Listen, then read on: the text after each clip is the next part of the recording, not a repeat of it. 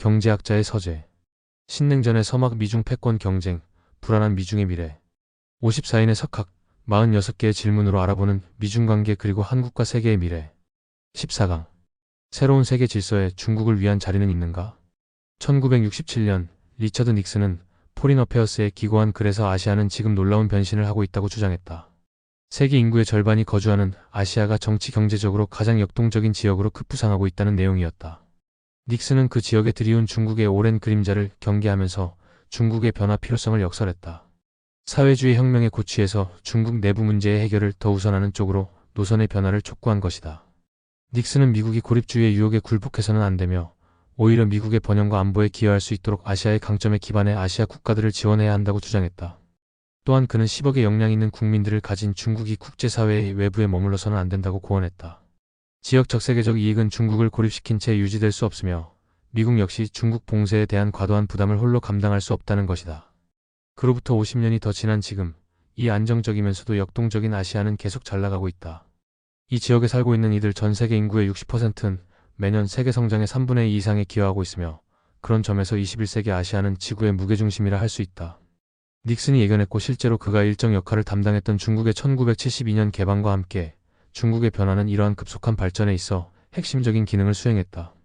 중국의 내부 문제에 시선을 돌리면 마오쩌둥의 사망 이후 중국의 지도자들은 근대화를 강력하게 추구했으며 이는 역사 교과서에 나올 만한 사건이었다.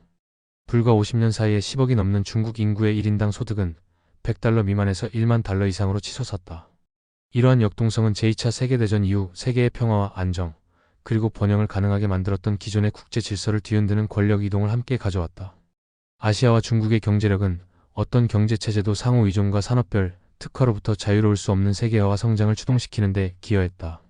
이러한 상호 의존성의 증가는 일부 국가들 사이에서 중국의 군사력과 이해관계의 확장, 그리고 그 의도를 끊임없이 의심하게 만드는 안보 불안감으로 나타나고 있다. 국제 규칙을 회피하거나 무시하는데 능수능란한 중국이 강대국들의 무력 충동을 제약하려는 시도는 오히려 중국에 대한 우려를 증폭시킬 뿐이다. 그러나 세계적인 강대국에 대해 우려하는 것과 지난 70년 동안 내적으로 복잡하게 짜인 국제 질서에서 그 강대국을 제외하는 것은 전혀 다른 차원의 일이다.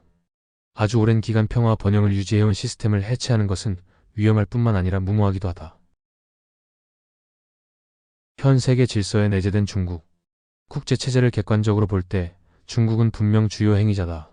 1971년 중화민국 혹은 대만을 대체해 유엔 안전보장이사회 상임이사국이 된 후 중화인민공화국은 유엔의 대부분의 조약과 협정을 수용했으며 WTO에 가입했고 글로벌 차원에서 공공재의 주요 공급자로 활동해왔다. 미국 다음으로 유엔 회비를 가장 많이 분담하고 IMF와 세계은행의 지분을 상당수 가지고 있는 중국은 비록 여전히 과소대표되고 있지만 유엔 안보리의 5개 상임이사국 중에서 가장 많은 나라 예를 들어 이란, 아프가니스탄, 이라크, 북한, 남수단 등과 그 외 해적 소탕 작전을 포함해 평화유지군을 파견하면서 세계 평화 유지에 기여하고 있다. 글로벌 인프라 개발을 위한 금융 원조 액수도 가장 많다. 특히 최근 중국의 고위 관료들은 세계 질서에 대한 중국의 외교 정책과 비전은 유엔 헌장과 국제법, 그리고 개방적이고 포용적인 다자주의에 기반하고 있다고 강조한다. 아울러 글로벌 평화 번영을 유지하고 협력해야 하는 강대국들의 책임과 필요에 부응하고 있다고 역설한다. 그러나 여전히 중국을 세계 질서에 들어오게 허락한 것은 실수였다고 주장하는 세력이 있다. 그런 관점에서 본다면 중국은 제2차 세계대전 이후 서구의 선진 민주주의 국가들이 추축이 돼 만든 오늘날의 규칙 기반 질서에 맞춰 정치 경제적으로 적응하고 자유화를 추진해야만 했다. 중국이 15년간의 협상 끝에 드디어 2001년 WTO에 가입했을 때 이런 기대는 별 무리 없이 이행될 것으로 보였으나 현재 중국은 이런 세계체제를 위협하고 있다. 그뿐만 아니라 체제의 전복을 추구하거나 이에 대안으로 비자유주의 체제를 만들려 하고 있다. 비판자들 눈에는 미중관계 역시 대단히 왜곡돼 왔으며 개발도상국에 대한 중국의 인프라 원조 계획은 미국과 대적하려는 위협으로 간주되고 있다. 그리고 코로나19 백신을 자체 개발하려는 중국의 노력은 글로벌 공공재 보급이라는 인도주의적 차원이 아니라 지정학적 경쟁 차원의 렌즈로 관찰된다. 제2차 세계대전 이후의 제도들에 기반해 확립된 자유주의적 국제 질서가 중국과 같은 거대한 권위주의적 국가 자본주의 체제에서 적응하기 힘든 설계임은 확실하다. 또한 이는 애초에 중국의 적응을 염두에 두고 만들어진 것도 아니다. 지금 시진핑 체제에서 중국은 서구에서 설계된 자유화에 미적거릴 뿐만 아니라 자유화 자체에 대한 반발도 보여주고 있다. 이제 중국은 서구의 시스템을 자기 구미에 맞게 뜯어고치려 하거나 아니면 자국을 그 시스템에 맞추되 적어도 누군가의 희생을 전제로 할 것이라는 의구심을 불러일으킨다. 일부에서는 중국의 이른바 윈이라는 구도를 동전을 던져서 앞면이 나오면 내가 이기고 뒷면이 나오면 내가 진다는 식의 아전인 수격체로 섬에 지나지 않는다고 의심하기도 한다.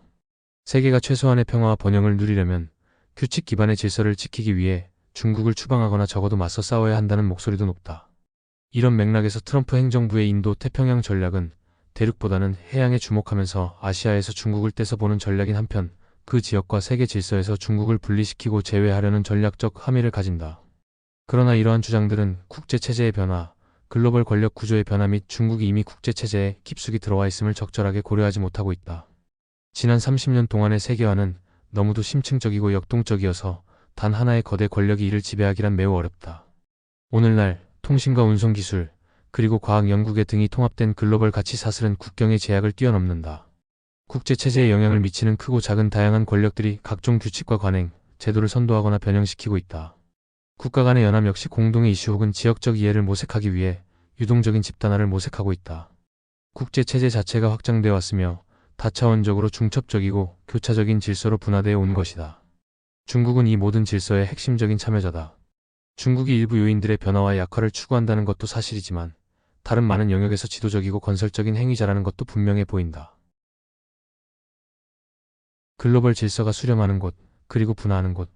중국이 기존의 국제체제에 도전하는 수정주의적 세력이라고 주장하는 하버드 대학교의 앨러스테어 이안 존스턴은 그의 연구에서 다양한 세계 질서를 헌정적 질서 유엔 헌장 및 다자간 협약에 따른 제도들, 군사적 질서 군비 통제, 평화 유지 활동, 정치적 발전 질서 민주화, 인권, 복합적인 경제적 사회적 질서 개발, 무역, 금융 등로 유형화하고 있다. 그런 질서들에 대한 중국의 지지를 연구한 그는 중국의 지지 수준은 정치적 발전 질서의 영역에서만 낮음으로 평가되며 다른 영역의 질서에서 국제 규범에 대한 중국의 지지도는 비록 가변적이기는 하지만 중간 이상으로 평가된다. 지난 25년 동안 무기 통제, 핵 비확산 규범, 평화 유지 활동 등 몇 개의 사례에서 국제 규범에 대한 중국의 지지는 점차 상승해왔다. 국제 개발과 무역 등 다른 사례에서도 중국은 원칙상 그러한 국제 질서를 지지하고 있다. 다만 실천 과정에서 그런 질서를 채택하는 것은 느리게 진행됐다. 증가하는 중국의 영향력에 비례해 중국의 역할에 대한 다른 국가들의 평가 역시 높아지고 있다. 예컨대 중국은 거대하고 팽창적인 시장, 급속한 근대화, 엄청난 외환 보유고 등으로 인해 세계 경제 질서에서 일반적으로 대단히 높은 영향력을 가진 행위자로 평가된다.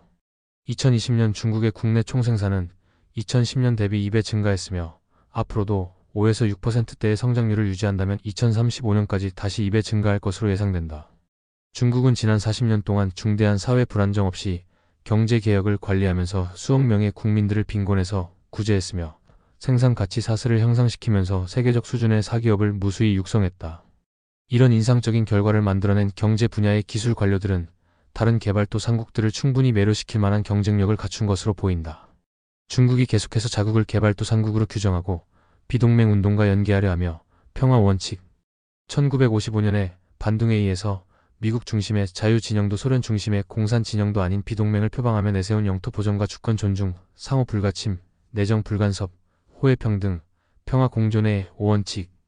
당시에는 저개발국이자 중립 외교를 지향하던 중국은 여기에 적극 찬동했었다에 대한 지속적인 지지를 보내고 최근 대규모 전쟁에 개입하지 않으면서 경제적 근대화에 성공하는 모습 등은 서방 국가들에게는 초조함을 줄지라도 가중되는 압력에 시달리는 다수의 유엔 회원국에는 길잡이처럼 여겨지는 것이다. 과거에는 중국이 자국의 근대화에 집중했기 때문에 유엔 안보리 상임이사국 중에서 국제적인 기여 역시 최소한의 수준을 유지했고 쟁점이 되는 투표에 대해 기권할 정도로 소극적 자세를 보였지만 지난 10년 동안 안보, 금융, 기술, 노하우 등의 부분에서 세계적인 공공재의 공급자로 탈바꿈해왔다. 이 모든 공공재는 과거에는 미국을 포함한 선진 민주주의 국가들이 대부분 공급해온 것이었다. 유럽의 한 무역 담당관이 언급한 것처럼 중국은 자유주의 무역체제의 정신이 아니라 오직 문구에만 충실하면서 이 모든 성과를 이룩해온 것이 사실이다. 분명 환율 조작, 급격한 무역 불균형, 합의된 시장에 대한 접근 장벽, 정부 보조금, 지식재산권과 기술 도용 등의 문제들은 여러 국가의 불공정한 경기장으로 여겨질 만했다. 많은 행위자들이 중국의 느린 시장 개방 속도에 어려움을 겪었으며 중국이 글로벌 기준의 공정한 자유주의적 무역 규칙에서 일탈하는 것이 아닌지 우려를 표명해왔다. 그러나 이런 시각은 분명 위와 같은 문제점이 있다고 하더라도 중국이 성취해온 진전을 간과하는 경향이 있으며 계속 변화하는 도전 앞에서 글로벌 시스템을 존속시키는 데 어떻게든 도움이 되지 않는다. 현 체제에서 최선은 중국이 체계적으로 규칙이나 변화를 회피하는 것에 대한 책임을 촉구하면서 해결책을 모색해 나가는 것이다. 혹은 체제의 허점을 보완하고 현재의 문제를 처리할 수 있는 다자간 규칙을 고안하면서 문제를 해결해 나가는 것이다. 이러한 모색은 충분히 가능한 일이며 또 해야만 하는 일이다. 물론 그 결과는 절대적으로 안전하다거나 완벽한 해결책을 제공해 주지는 않을 것이다. 그러나 치명적인 붕괴는 막을 수 있으며 또한 새로운 산업으로부터 나오는 수익을 촉진하고 최대한 공정하게 배분하는 데 도움을 줄 수 있을 것이다. 정보와 데이터의 흐름을 규제하는 국제 질서는 초기 단계고 경쟁도 치열하다. 국경을 넘나드는 정보의 흐름을 어떻게 관리할 것인가에 대한 국제적 합의도 아직 형성되지 않았다. 이미 알려진 것처럼 중국은 이 영역에서 유엔 중심의 거버넌스를 추창한다. 이러한 거버넌스는 국경 내부에서 작동하는 주권 국가의 통제력과 현재의 규제 구조에 기반하며 1차적으로는 국내 법으로 시행되고 있다. 몇몇 주요 강대국들은 중국의 이런 입장에 대해 전반적으로 또는 부분적으로 동의한다. 이 같은 심정적 동의는 거버넌스를 향상시키고 정보 기술에 대한 국민적 관심에 부응하려는 추진력 때문이기도 하지만 자국민들을 감시하고 통제하려는 의도도 작용하고 있다. 이 영역에는 상업적 군사적인 이해관계, 첩보활동, 법 집행 범위의 충돌에서 기인하는 심각한 불신이 자리잡고 있다. 그리고 아직까지는 이러한 상호 불신이 글로벌 통신과 인터넷 인프라를 공유함으로써 얻게 되는 명백한 공통의 이익을 크게 해치고 있다. 정보 영역에서 서구와 중국의 주도권 경쟁이 어떤 결과를 낳을지는 불확실하다. 그러나 그 결과가 세계적인 비즈니스, 운송, 통신 등에 미치는 영향력은 막대할 것이다. 국제적인 정치 발전 질서에 대한 중국의 지지 부족, 심지어 대항이야말로 서구가 가지는 가장 큰 불만 요인이다. 즉, 중국의 국내 정치 구조와 민주주의 및 인권 규범 간의 간극은 미래의 국제 질서에 끼치는 중국의 영향력에 대한 서방 세계의 우려와 불안의 핵심이다. 이런 불안은 특히 중국이 내국인을 억압할수록 증가한다. 중국이 시민활동가와 법률가, 비판자들을 투옥하는 등 자국민들을 대상으로 권력을 남용하고 티베트와 위구르의 소수민족을 대규모로 투옥하고 억압하는 행태들이 중국의 국경을 넘어 확장될 수 있다는 우려는 타당하다. 더구나 중국은 세계 무대에서 더욱 지배적인 역할을 수행할 수 있기에 더욱 그렇다. 최근 홍콩 사태에 대한 중국의 조치는 이런 우려를 더욱 증폭시키고 있다. 국제 제도를 중국의 국내 정치 구조에 개입시켜 변화를 유도할 수는 없지만 중국과 같은 주요국 정부가 유엔 협약에 명문화되어 있는 시민의 기본권 보호를 최고 수준에서 준수하도록 지속적으로 압박하는 것은 필요하다.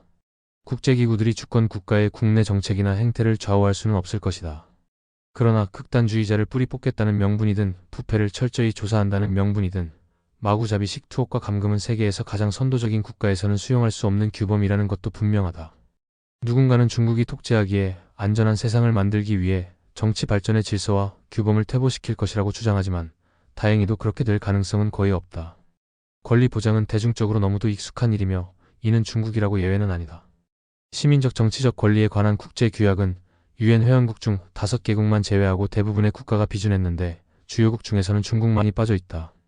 이러한 사실은 여러 국가가 높은 수준의 국제 규범을 잘 준수하고 있다기보다는 권리 보장에 대한 명백한 합의가 존재한다는 것을 의미한다. 중국 역시 이러한 권리 규범과 거리를 두기보다는 권리에 대한 정의를 확장하거나 변형시킬지라도 권리 규범을 지키는 선에서 자신들의 정책을 끊임없이 정당화할 것으로 예상한다. 국제 질서 안에서의 공진화. 앞에서 살펴본 것처럼 중국은 이미 세계 질서에 들어온 상태이며 많은 하위 질서에서 지도적인 역할을 하고 있다. 최근 미국 정부는 자주 부정적인 태도를 보이지만 중국은 지난 40년 동안 외부 세계와 급속한 관계 진전을 보여왔다. 중국 공산당 통치 방식도 많이 제도화됐다. 비록 전부는 아닐지라도 대다수 중국 국민들의 삶도 상당히 향상됐다. 중국이 국제체제에 크게 관여하면서 이익을 얻고 있는 이상 중국은 앞으로도 이 체제에 투자하고 가치를 부여해 나갈 것이다. 사실 이것이 중국을 끌어들일 당시 국제사회가 가졌던 중요 목표였다. 문제는 이제 중국이 시스템에 규칙을 새롭게 쓰거나 영향을 미칠 수 있을 정도로 강해졌다는 것이다. 일부는 중국이 너무 큰 국가여서 자국에 유리한 방향으로 체제를 기울일 수 있다는 점을 우려한다. 이는 분명 타당한 우려다. 미국과 우방국들은 중국이 경쟁력을 가진 영역에서의 공헌을 인정하고 중국이 낙후됐던 영역에서 큰 진전을 이룩했다는 것을 높이 평가하면서도 중국이 규범을 위반한 영역에서는 이에 대한 비판을 지속해야 할 것이다. 이것은 매우 어려운 일이지만 달리 선택의 여지가 없다. 2005년 로버트 졸릭 전 미국 국무부 차관은 한 연설에서 중국은 국제체제에 책임 있는 주주가 돼야 한다라고 강조했다. 중국은 즉각적으로 예민한 반응을 나타냈고 자신들은 아직 막대한 부담을 질 수 있는 준비가 돼 있지 않다고 답변했다. 그로부터 15년이 지난 지금 중국은 이제 국제체제에 공헌하고 이끌 준비가 충분히 돼 있다. 하지만 그런 역할을 하는 것에 익숙하지 않다. 또한 책임 있는 주주 발언이 나올 당시에는 간과했던 의혹의 대상이 되고 있다. 서방 세계는 중국이 자신의 이익에만 치중하지 말고 책임성을 증명해야 한다고 말한다. 이에 대해 중국은 자신들은 이미 충분히 증명했으며 서방 쪽이 이중적 기준을 가지고 있다고 대답한다. 그러나 우리가 중국을 지속적으로 비난하는 와중에도 세계가 처한 위기의 본질은 계속해서 변하고 있다. 지금 이 순간에도 우리의 긴급한 초국가적 위기에는 팬데믹 확산, 기후변화, 이와 연관된 자연재앙, 우리 사회를 분열시키는 거짓 정보와 기술 통제의 무능력 등이 포함된다. 이런 관점에서 주요 강대국들의 경쟁이 심화된다면 이는 전략이 없는 전술일 뿐만 아니라 공멸로 가는 지름길이다. 주요 국가들의 대립은 미래 문제를 더욱 악화시킬 뿐이기 때문에 함께 협력할 수 있는 능력과 의지를 가진 정부들은 문제 해결의 단초를 마련하고 공동의 해결책을 모색해야만 할 것이다. 기술, 데이터 여행, 이주, 환경, 건강, 무기, 무역 등에 대한 새로운 규범의 합의는 중국을 다른 방으로 내쫓음으로써 이뤄지는 것이 아니고 중국과 같은 협상 테이블에 앉아서 함께 마련해야 하는 것이다. 코로나19 팬데믹이 가져온 긍정적 반전이 하나 있다면 그것은 미국과 중국 모두 기존의 위상을 잃어버렸으며 많은 국가들이 새로운 대리자를 찾거나 스스로 주도적 역할을 하는 길을 찾았다는 것이다. 더 이상 G2라는 말은 언급되지 않는다. 국제체제를 능멸했던 4년간의 트럼프 정부 동안 많은 국가들은 새로운 대안을 찾아 배회했다. 유럽은 세계보건기구의 코백스 시설을 통해 백신 보급로를 마련했고 러시아는 자체 백신을 개발해 다른 나라에 공급하고 있다. 한국은 코로나19 확산을 효과적으로 억제했으며 자체 생산한 진단 키트 및 여러 의료 장비들을 빠르게 공유했다. 격동의 시기에 중견 국가들이 보여준 이러한 능력 향상과 지도력의 발휘는 세계체제의 변혁과 이행에서 핵심적인 요소로 작용할 것이다. 물론 미국과 중국은 국제체제에서 여전히 탁월한 건설자의 역할과 가장 적극적인 신참자의 역할을 수행할 것이다. 자국의 패권에 도전하는 중국에 대한 미국의 불안과 자국의 세력 확장을 억제하는 미국의 힘을 가늠해보려는 중국의 시도는 긴장과 불신을 더욱 가중시킬 수도 있다. 그러나 국제체제는 다가오는 위기에 대응해 끊임없이 진화하며 따라서 그 안에 있는 두 국가도 지속적으로 변화해 나갈 수밖에 없다.